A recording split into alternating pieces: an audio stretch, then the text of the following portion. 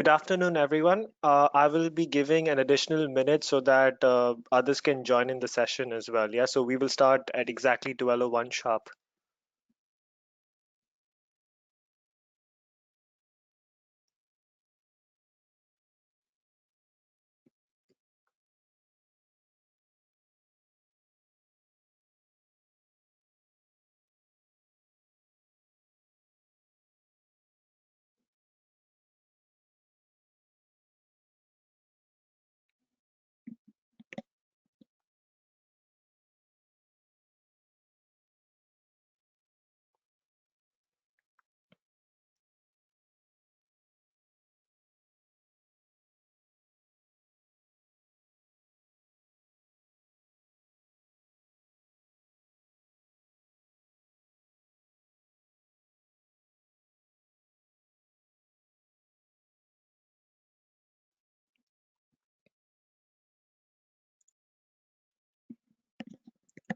All right, so good afternoon, everyone. My name is Rahul Sequeira, and I'm the simulation engineer here at Launchtech.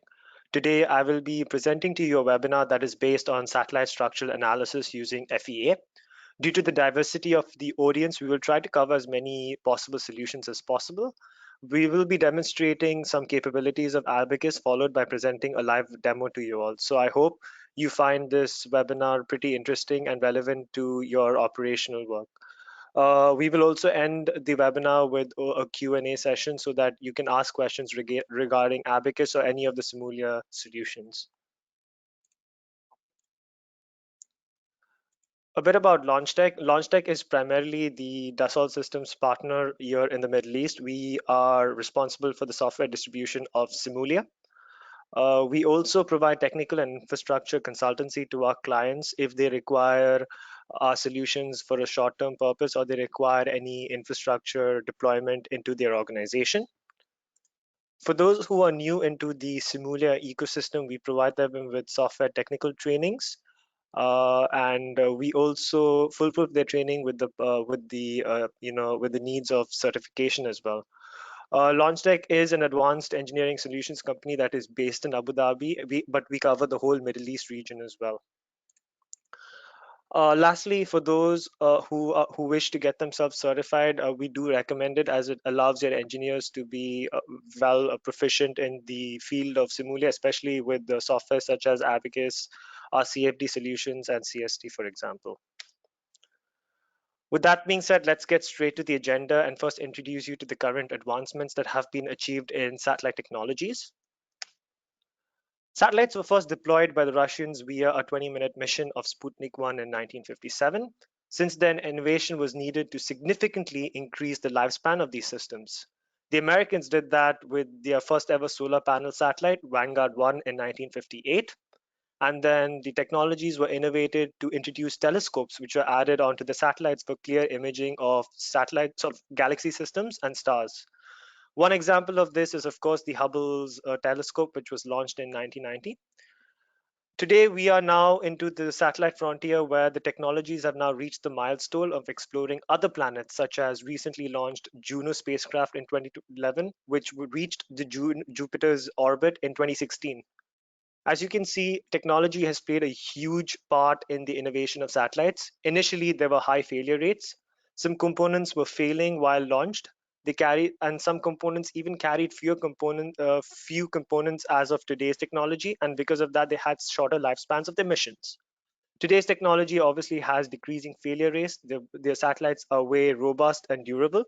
They carry more components, and because of that, their space missions are even longer than their expected lifespans.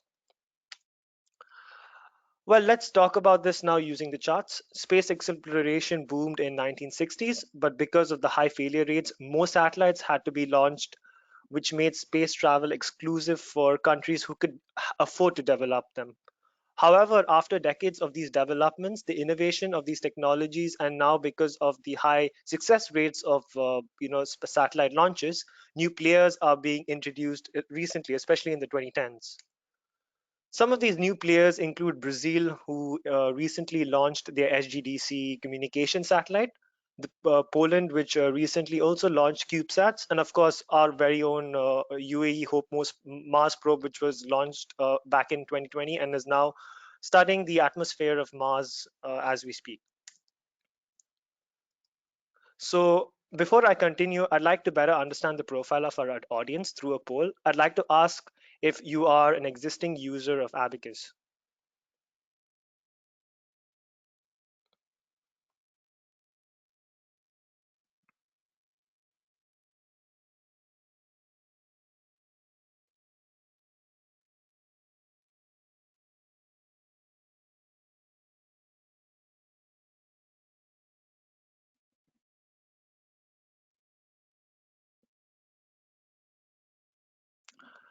Okay, I'd like to continue now.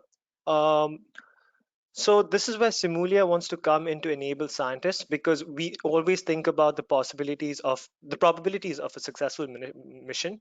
But with Simulia technology, we are enabling engineers to take from that approach to the possibilities of discovering more, which closely aligns with Simulia's brand mission of revealing the world we live in. And we can do that in achieving this by structural and dynamic analysis of satellite technologies.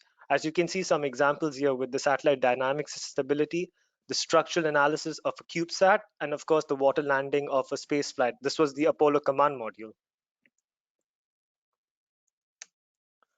Let's talk about now the current challenges that satellite technologists and innovators face when creating satellites.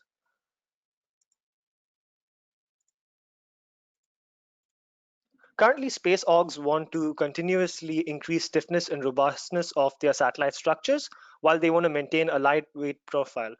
There are other challenges as well, such as the simulative interactions between many parts and assemblies which exists within the structure of the satellite. And then there are also other problems that exist externally. So if you can see, there are sources such as debris impacts because of space rocks. And another example is, of course, the satellite vibration during flights. These, of course, affect the lifespan of the satellite. So we want to minimize these vibrations as much as possible. So therefore, there's a lot of requirements in satellite modeling. To sum it up, there's flexibility and diverse material modeling capabilities which are required, large number of solver capabilities, solvers suited for high-speed applications, the ability to solve thermal, fluid, structural interactions coupled together, and to reduce the overall cost and time for these simulations. The solution, of course, is what we're going to propose with Abaqus, and in the coming slides, we're going to address how Abaqus will address these five challenges. We will now spend the remaining slides to demonstrate how Abaqus does this to achieve the technological and business challenges that satellite companies face. So Abaqus contains a constitutive model for materials exhibiting both linear and nonlinear behaviors. Nonlinear materials you could think about as plasticity with metals, hyperviscoelastic materials, Mullen's effect with polymers and rubbers, and then of course brittle cracking with glass. These are all components that are used in satellites. Abaqus also has a model for composite analysis, especially visualizing the ply stacks of composites. And then there are other capabilities of inputting test data and performing calibrations as well. Let's give an example, titanium alloy Ti6Al4V. It's something that's mostly used in the outer structure of satellites. Of course, with the material modeling, we can add the general material properties such as density and elasticity as shown here. But what about plasticity? Plasticity, of course, is non-linear and its charts are very difficult to input manually. So what you can do in Abaqus is you can take the test data, you can add it into your charts, and then using Abaqus, you can actually find the plastic stress models along with its equivalent plastic strain in order to get that plastic curve. And as you can see here, this is automated using Abaqus alone. Another challenge that Abaqus can address is, of course, the static and lower speed compatibilities with a number of solvers and its tool sets. So let's look at some examples. One example shown below is, of course, the development of satellites with the mitigation of vibrations during space flights that might affect the overall integrity of satellite structures. This is done using Abaqus's frequency analysis. The example in your right was also another research which includes the use of extendable satellite arms. These extendable satellite arms are made using viscoelastic materials like a grade of polymer, which can be done easily on Abaqus, and and this is done so it can simulate the extendable retraction or the extension of the arm, so that it can do activities such as taking pictures or even selfies of the satellite in space.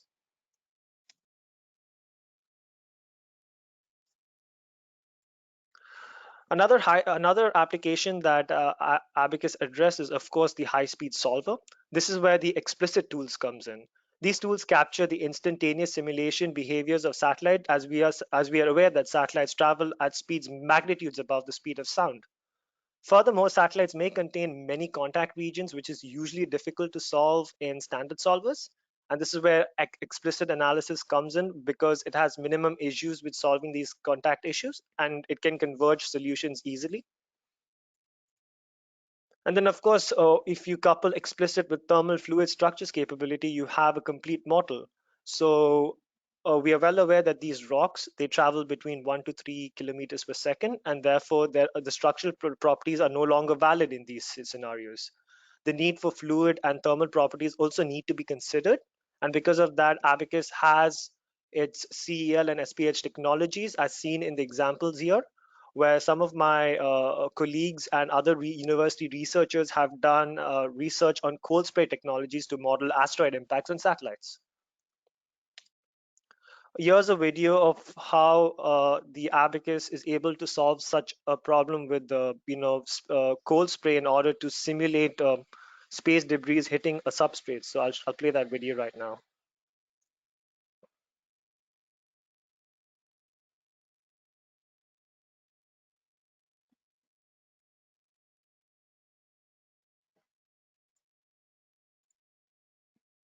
Another reason to why Abaqus is good for satellite orgs is because they reduce the time and costs. Look at the classical operation. When we think about designing and then experimenting those parts and then going through final validation of those experiments, you see there are a lot of problems. Firstly, you have a constrained number of experiments because each experiment is expensive, and because of that, you have a budget. You might need to create many validations because the initial model is failing, and there is a high chance of even overshooting the budget because of these problems. And because of that, there might be probabilities that there is high failure rates in these space launches. However, with the use of Abaqus, you firstly have better budgeting because you buy the software early, so you are then knowing that the fact that you have an unconstrained number of simulation at no additional costs. You can do as many simulations as you want, and once you create many simulations, you now know what the final product has to be. And then you only have to do a final experimentation, which is a one-time validation of the simulation. And then what we know is that, of course, there are failure rates still because we're talking about space travel, but then these failure rates are known and they're mitigated as much as possible. When we talk in terms of how the costs occur between these two processes, you can see that initially experimentation can look cheaper, but then because of the number of experimentation and in the chance of failures, these actually increase very high at the latter stage of the development of satellites. Comparatively, because you now have a simulation software in the terms of Abaqus, you can actually do your simulations without any constraints. You don't have additional budgets to worry about, and because of that, you do the simulations until you create one verification of the model. And as you can see that because of this, you have overall project savings uh, in whatever project you have in terms of your satellite launches. With that, I am going to show you a live demo of how Abaqus can model satellites. So I will open my Abaqus CAE. And as you can see here, I have an approximate model of a satellite. I'd like to use an approximate model because, of course, using a 3D model means I take a lot of time to solve the problem. It's better to know what the approximate model will be before increasing your complexities to the higher end or the higher fidelity of those models. So my demo here will mostly be around how a satellite using the explicit analysis actually retracts its panels using approximate beams. As you can see here, because of the ease of solving, I can import or I can create a geometry using Abaqus inbuilt part modeler, and then I can create materials within that using, in this case, I'm just going to use elastic materials because of the complexity of this model. simple elastic models for the part, and then I have to just simply add sections to these models and then assign those sections on my parts. I then create an explicit analysis of 1.25 to see how the extension of my satellites happen at this time period. And then I go on to my assembly model so that I can just import my instance in this manner. It's a simple just pick and then choose your instance, and your instance pops up.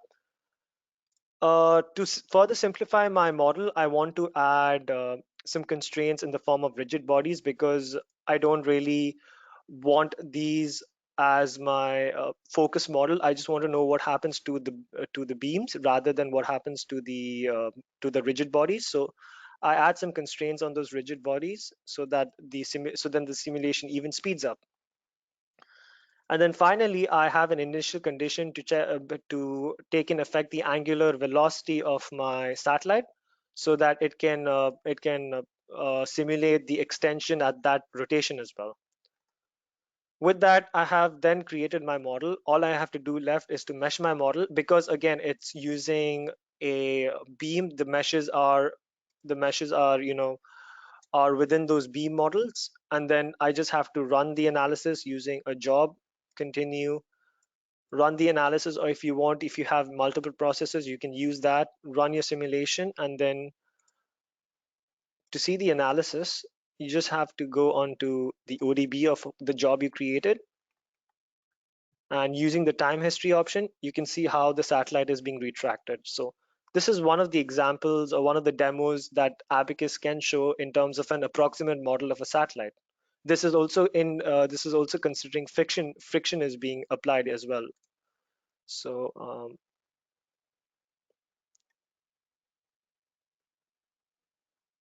yes.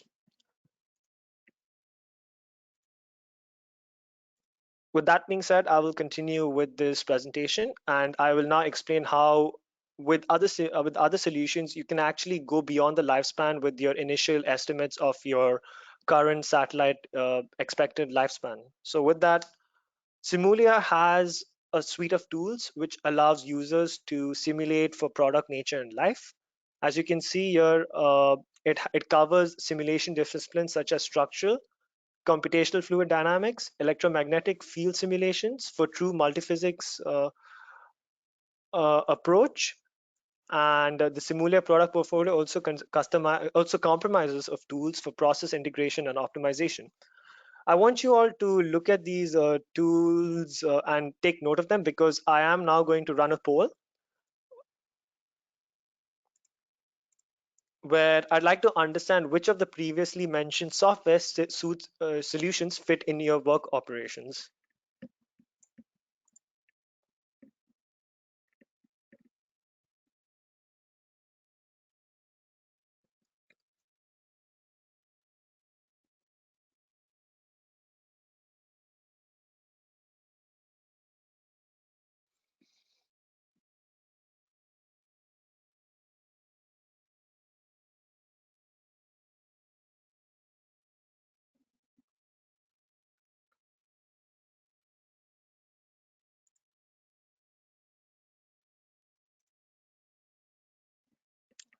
All right, with that being said, I will now move on to the next slide. Let's first discuss what you get when you acquire a license of Abaqus. As you should know, you are actually complemented with three other powerful tools that resolve other features of structural analysis. These include the durability analysis and optimization. And I'll give you a teaser about what these three softwares can do. First, let's go with FESafe, which enables engineers to understand fatigue, crack initiation, and overall life cycle for components. So look at these three examples. These are examples of where cracks are going to be initiated and where engineers and researchers uh, need to rectify these issues. As you can see with the example up, they were able to validate that yes, the initiation of the crack happened exactly where FESafe uh, was uh, was predicting it, and you can see that this initiation of crack has propagated into a fracture. Same thing with this oil pan, where it predicted that the initiation of cracks are going to happen either at the edges or at the center. And here it's also giving a life cycle analysis to how durable this machine is, and it also gives a prediction that these green spots are usually the biggest sources of initiation with cracks. Another very powerful tool that is used by engineers in order to model space satellites is using eyesight, which is a collaborative automation process for organization optimization. So for an example, let's just take an example of this satellite design. You have the parameters of the satellite. You assemble them, for example, in a third-party software called CATIA. You then do a thermal structural design of experiments where you take a number of structural and thermal simulations of that satellite, and then you also feed that with electromagnetic data using one of our EM softwares. With that, you then do an optimization loop in order for eyesight to realize which design actually fits its purpose. Next, we talk about Tosca. Well, Tosca is a structural optimization tool. It uses topological optimization in order to, number one, increase the stiffness and reduce the weight of overall parts of components. And another thing which is important, especially for satellite technologies, is to increase the icon frequencies by adding materials in the form of beads. If the natural frequencies are too low, this could be a problem for satellite users, and they prefer increasing that with the number of beads so that it alters and effectively increases the natural frequency of that part. Like for example, this model right here. Other similar products outside the structural domain is, of course, our CST Studio Suite. It's capable of solving satellite behaviors, including microwaves, including high beam intensities. Your simulation engineers can understand the behavior of EM waves and its propagations. It can even understand superpositioning, interference with other EM waves, and even do thermal structural analysis within the software itself in order to do a design design a robust simulation. Another software which can be used by satellite users is, of course, Xflow. It's a CFD solver that uses the modern lattice-Boltzmann method to solve highly transient flows, very suitable for space applications because space applications involve very high turbulent transient flows. An example of what satellites can use is, of course, with probe deployments, and probes, of course, come with a parachute. So such simulations can be done with connecting this with Abaqus in order to do a co-simulation of your products. With that, I conclude this webinar, giving a brief preview about Simulia solutions with satellite technologies. If you are interested with solutions and would like to explore further on how you could use these technologies to deploy your own solutions, do contact us in the email mentioned below, or at my email, and we will get back to you with a solution on how Simulia can help your organization in improving the design of your satellite technologies. I now open this panel to the audience so that they can ask questions, and we will rectify them at the earliest. Thank you.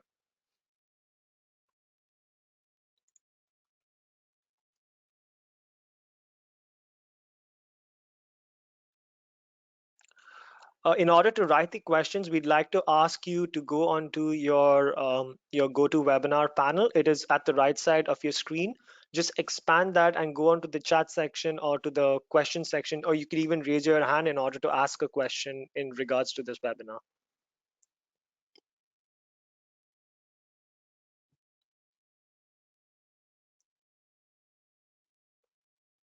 So I have a very good question here. Can CST capture far field and communications with satellites, for example, those traveling to the moon?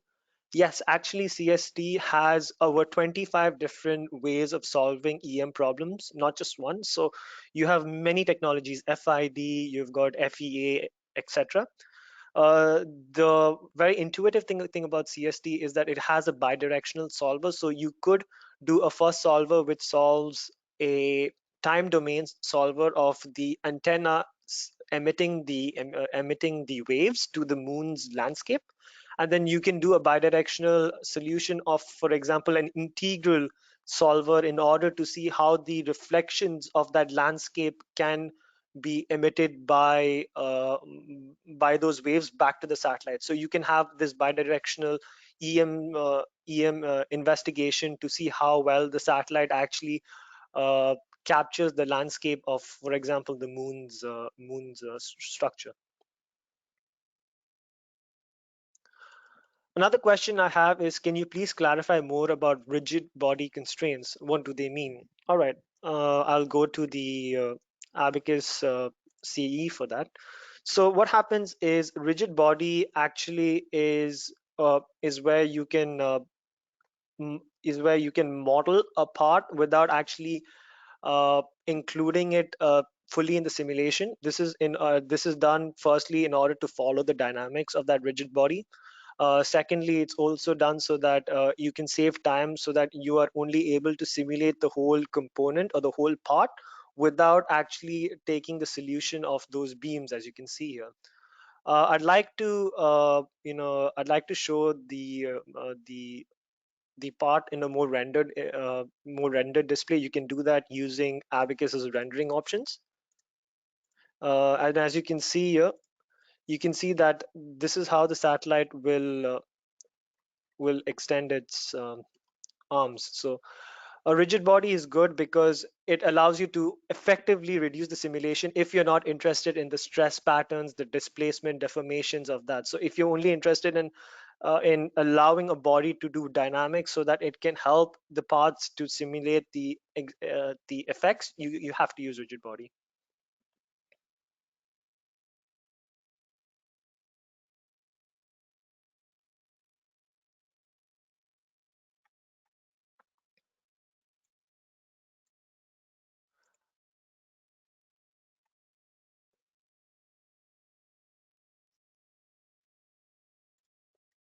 Um, there's a question I have. How did you put 3D and 2D parts together in the same module? It gives me errors. One source of error from my experience I know is that when you create the model, you should actually create it with 3D, but sketch it using 2D elements. So in your parts module, what the biggest mistake I see that people do when doing this is that they create a 2D planar and then create it and then add this 2D planar with 3D elements. But then in reality, you should actually create a 3D part and then use a 2D shape in order to represent it in a 3D dimension. So this is one of the biggest sources of errors I see. So whenever you create, don't use the 2D model space unless your whole model is in 2D.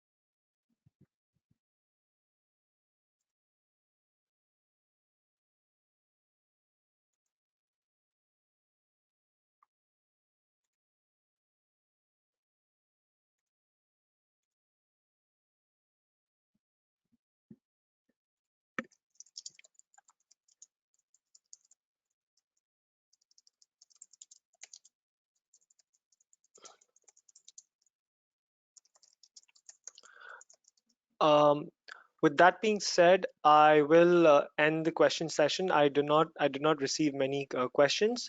For those who have not answered the questions, I'll need to get back to you because some of them I did not really understand. So I need to understand your context as well. We will revert those questions back to you at the earliest. Uh, with that being said, I am concluding this webinar. I hope you found this webinar very insightful. And again, if you have any further queries before being interested in deploying the similar solutions in your organization, do let me know so we can rectify them at the earliest. Thank you very much and have a good day, everyone. Goodbye.